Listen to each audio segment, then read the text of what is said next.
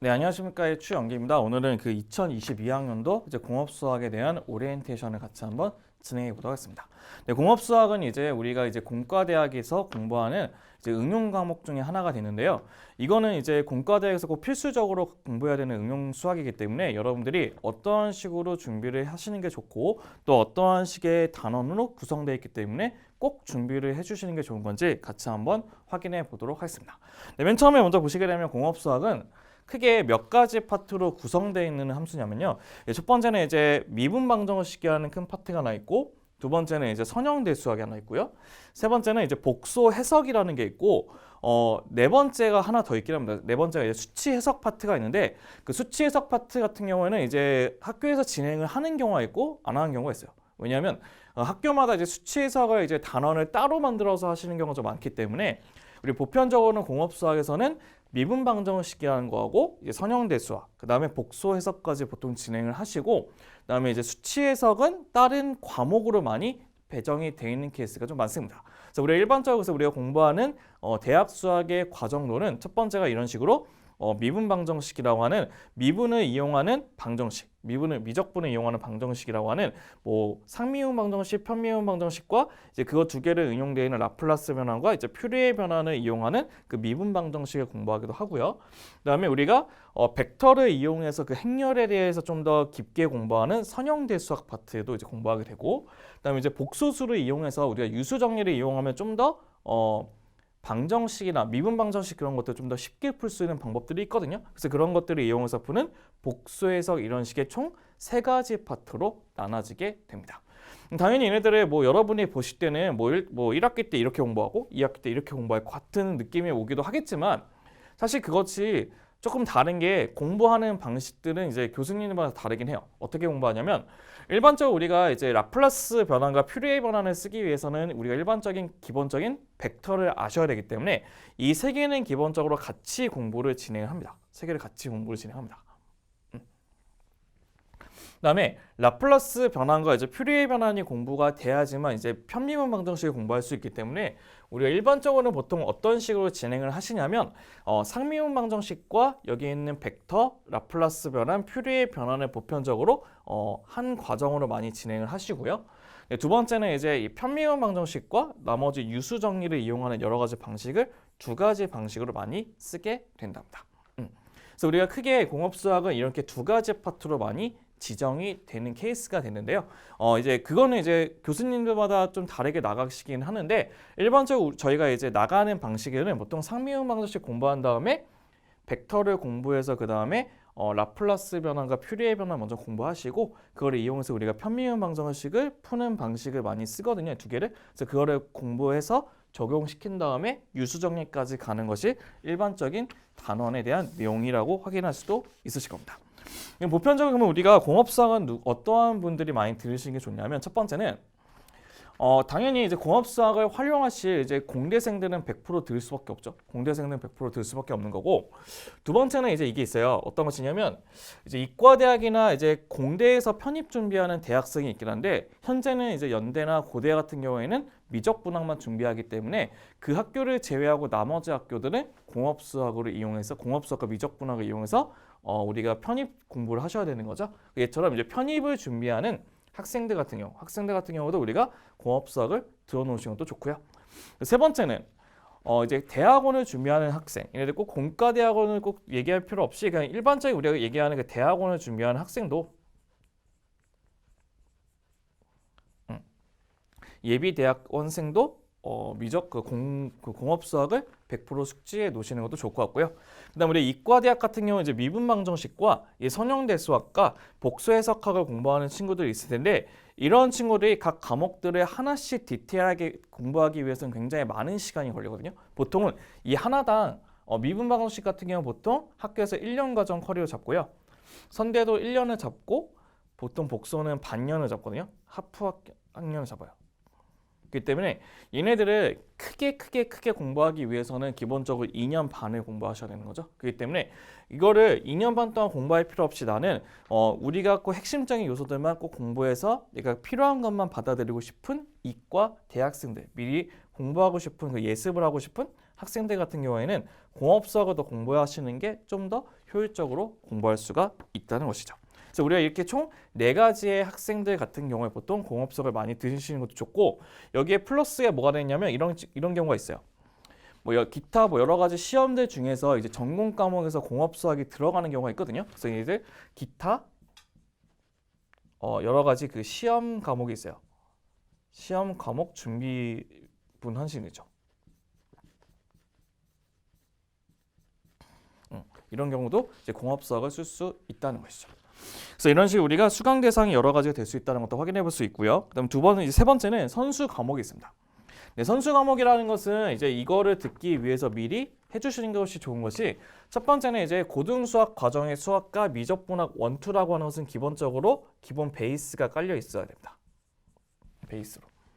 왜냐하면 이 부분이 안 되면 이제 뭐가 문제가 되시냐, 우리가 그 공업사에서 우리가 이제 미분 방정식을 배운다고 했잖아요. 그 미분 방정식을 배운다고 했을 때 당연히 미분이 들어가 있는 방정식을 풀기 위해서는 미분과 적분의 식을 이용할 수밖에 없어요.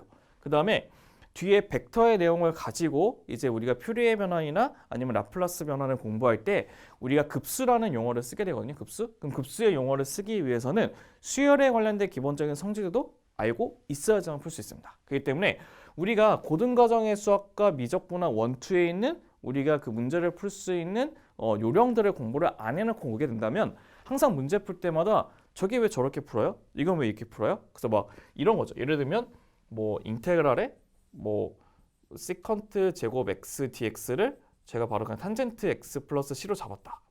그럼 이게 왜 근데 탄젠트가 되죠? 이런 식으로 얘기할 수가 있다는 뜻이에요.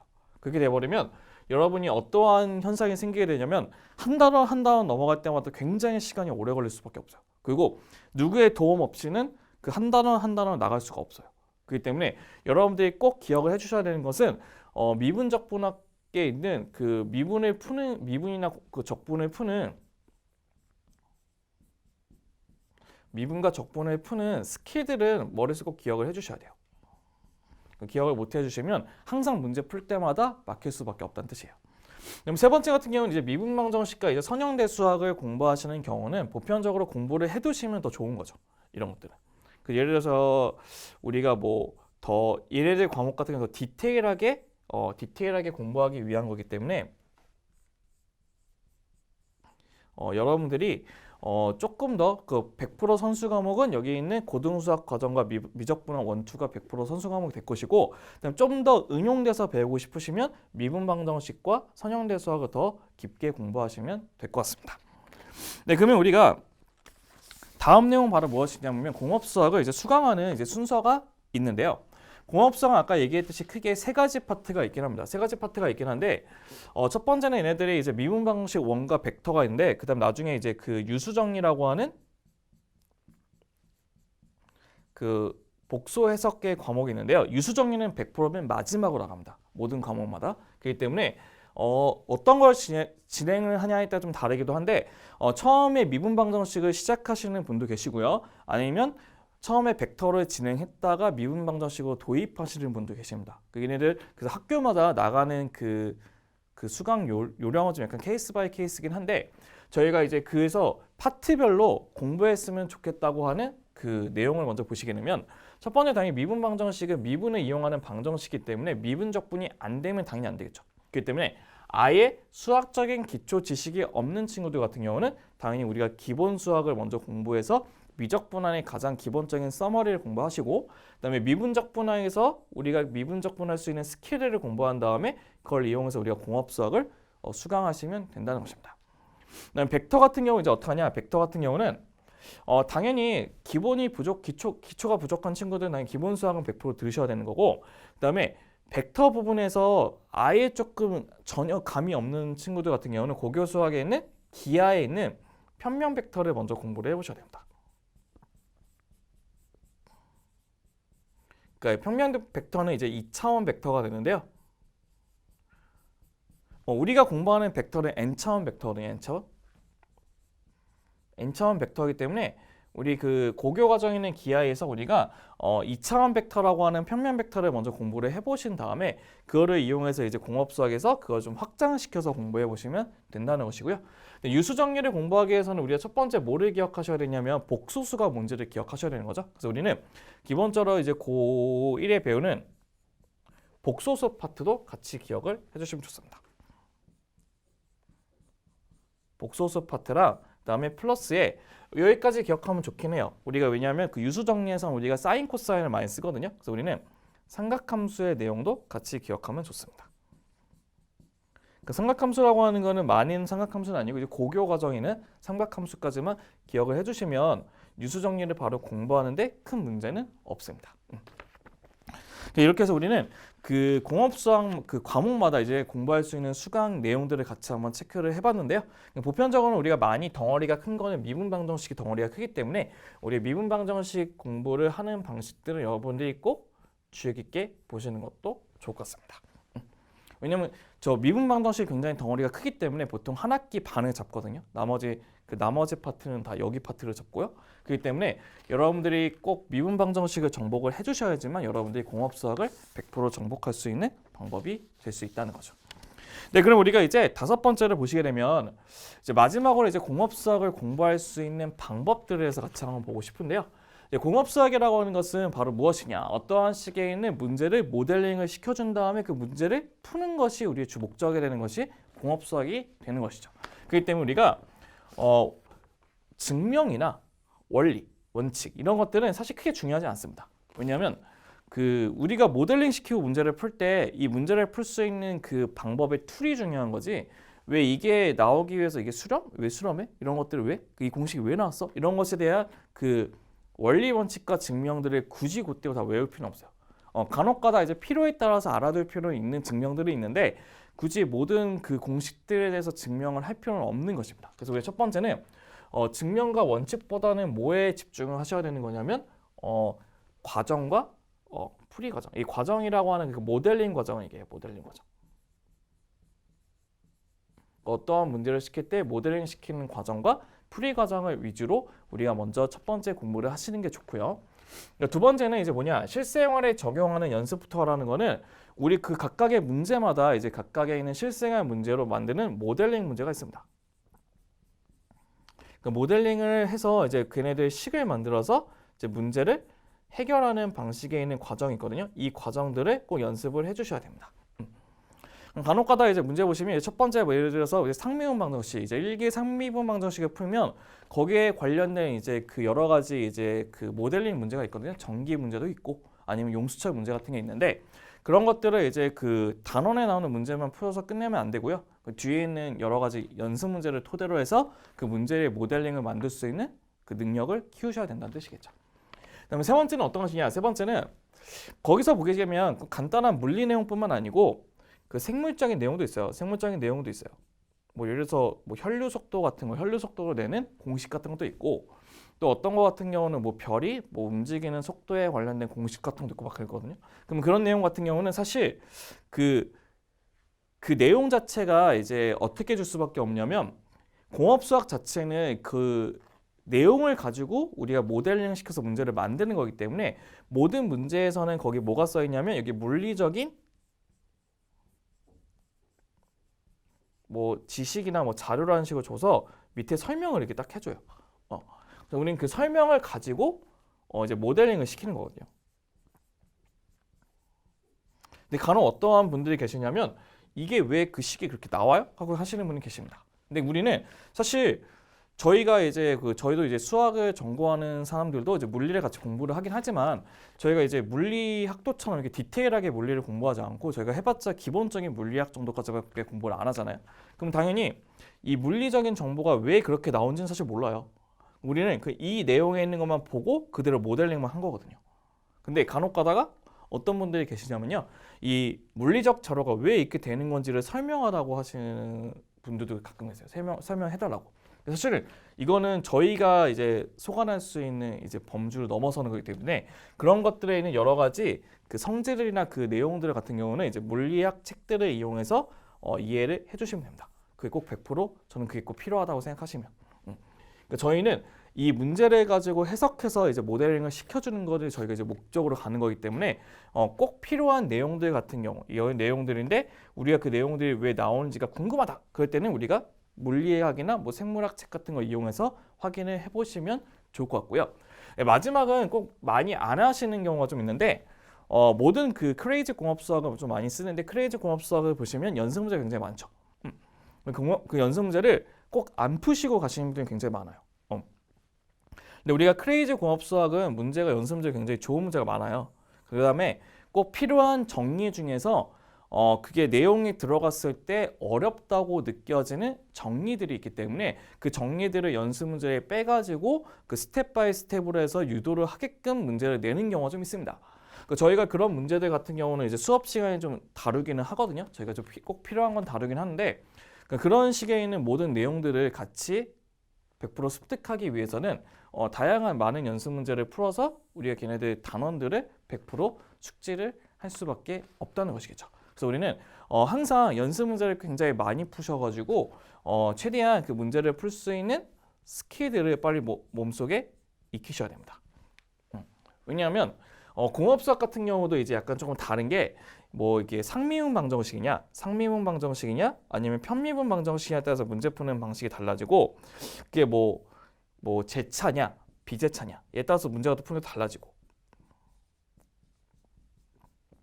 그리고 이게 뭐 1차냐 아니면 2차냐에 따라서 문제 푸는 게 또 달라져요. 그렇기 때문에 우리가 굉장히 그 문제마다 푸는 방식이 다 다르기 때문에 여러분들이 그 푸는 방법을 다 익히기 위해서는 어쩔 수밖에 없죠.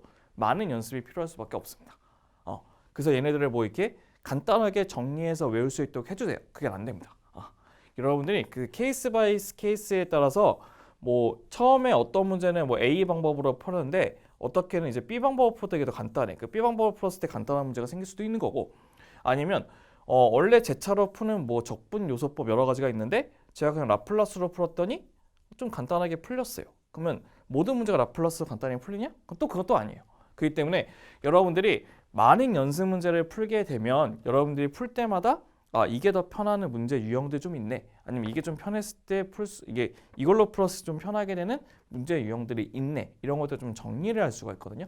그렇기 때문에 여러분들이 꼭 많은 연습 문제를 풀어 보셔야지만 여러분들이 공업수학을 꼭 정복할 수 있다고 생각할 수 있습니다. 왜냐하면 공업수학 같은 경우의 특징은 그 많은 그 모델링 자체가 딱 정해져 있어요. 대부분의 모델링이 그 크레이지 공업수학에는 모델링에서 크게 변동하진 않아요. 왜냐하면 그 모델링 자체가 변동하게 되면 그 방정식의 유형 자체가 바뀌기 때문에 그러면 그 방정식의 유형이 바뀌면 그 유형이 바뀌는 유형마다 푸는 과정이 다 다르거든요. 그렇기 때문에 항상 모든 공업수학에 있는 문제 유형들, 특히 미분 방정식이나 아니면 뒤에 있는 유수정리 같은 경우에는 항상 문제 푸는 유형들이 정해져 있어요. 그렇기 때문에 여러분들이 그 정해진 유형을 100% 숙지하기 위해서는 많은 연습이 필요할 수밖에 없다는 것이겠죠. 그래서 우리는 공업수학을 공부할 때는 첫 번째는 이제 증명과 원칙보다는 이제 과정과 풀이 과정을 위주로 하는데 참고로 우리가 그 공식이 잘 안 돼 있는 친구들 같은 경우는 이제 미적분 1이나 미적분 1에서 그 미분적분학 1에 있는 부분에서 이제 미분 공식이나 적분 공식들을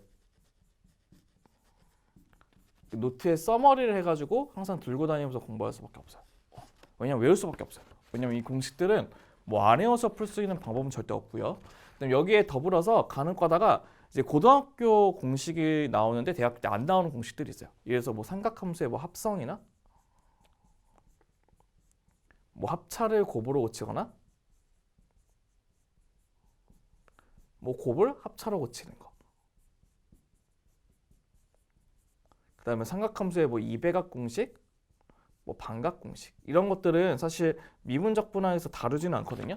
근데 고교 과정에서는 문제를 빨리 풀기 위해서 이 공식들 다 배운단 말이에요. 그래서 우리는 이런 것들까지는 머릿속에 먼저 이렇게 써머리를 좀 해주셔야지만 나중에 문제를 풀 때 다 이게 유용하게 확인하면서 볼 수가 있기 때문에 같이 정리해 보시는 것도 좋을 것 같습니다.